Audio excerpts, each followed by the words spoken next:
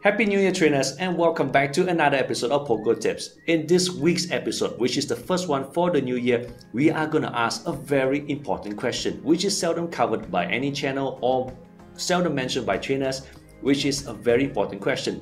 Is a Pokemon's level more important than their IVs in the Great and Ultra Leagues? Well, we're going to find out this week. Stay tuned.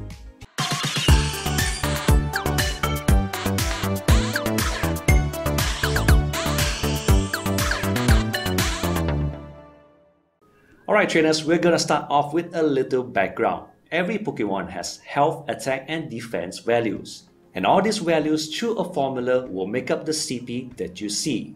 With attack carrying more weight than defense and health, which is why you recently saw that Blissey and Snorlax's CP coming down. And for the same reason, you see Mewtwo's with excellent attack stats capping above 4000 CP, with Great and Ultra Leagues putting a cap of 1500 and 2500 on the Pokemons. Well, that's another story. Since many of your good or near perfect Pokemons won't be exactly 1500 or 2500 in CP, I do strongly suggest that you leave them for the Master League. So in this week's episode, we're going to take some low IV Pokemons and power them up to 1500 or as close to 2500 as possible. And we're going to explore that possibility that a lower IV Pokemons can actually outperform 100% IV Pokemon of the same type in those leagues. So to save you the boredom of seeing two people tapping away, here is the simulation that I did with my wife. So first up we have Kangaskhan versus Kangaskhan, and this one is my wife's Kangaskhan. It's at level 22.5 and it's earning a 27% IV. She loves it a lot because why? It's exactly 1500 CP. And here is my Kangaskhan, which I got it from X. It's a 98% Kangaskhan. But since your IVs are so high, you can only power them up so much. Now the science behind it is that with better IV Pokemons, the less you need to power them up to get the same CPs. On the same hand, powering them up all the way to their maximum level will give you the best CPs. So mine caps out at 1474 CP. Oh, by the way, take a look at the Stardust cost. This is a proof that obviously they are both at different levels. So here is the battle simulation. We just went for tap. You can see on the screen whenever a tap is done, except for the last hit where it won't show, the Pokemon just faints instead. So guys, here are the results. So we went tap for tap with only quick attacks, and you can see both the quick attacks charging up the charge attacks at the same time. You can see the flow of energy going in.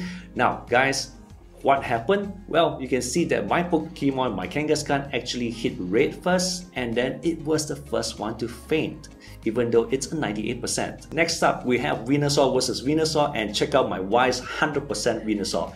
It's 100%. A level 19, and it stops at 1476 before it crosses over the 1500 CP mark. So it still qualifies for the Great League. And check out my 33 Venusaur.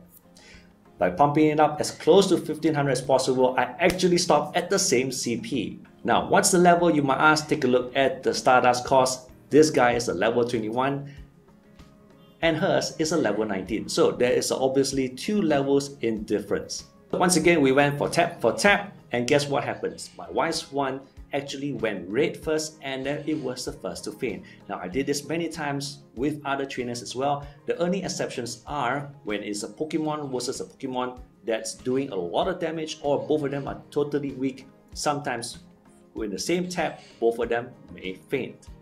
But in general, overall, the Pokemon with the higher level for the same type actually comes out on top. Guys, you can always try this with any of your friends. So I do hope I'm the first one to bring this method to you. You can experiment with your Pokemons before the Boulder League starts. Oh, by the way, this weekend will probably be the very first Silph League tournaments in your respective areas. Do go to silph.gg to check whether or not there are tournaments in your area.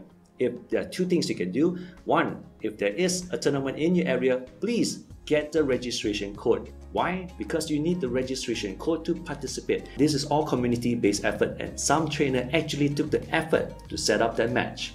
Now, I do strongly suggest you find out the code and register yourself before the deadline comes. Secondly, if there is no leagues or matches in your area, you could be the very first one to actually set up. So go to silv.gg and see how to organize tournaments. Now, the three major conditions are this. So far from what I can see, it's only applicable for great leagues. So this means many trainers, no matter how low the levels are, will likely be able to participate. Secondly, you need to win 2 out of 3 rounds to proceed. And thirdly, you need at least 8 participants to call it a match. So for this month of January, guys, the Boulder Cup is what they're calling it, and there's only 4 Pokemons that are allowed to participate. And those types are Rock, Steel, Ground, and Fighting. Now you can field any of those 4 types regardless of the movesets. You can even put in a Wish Cache if you want because it's a ground and water type. Between the 4 participating types in the tournament, between the Rock, Steel, Ground, and Fighting, the worst one off will be Rock. Any Rock moves on your Pokemon will likely have trouble with the Fighting types, Steel types, and Ground types. So good luck to you in the Boulder League, and remember, it's all community-based efforts.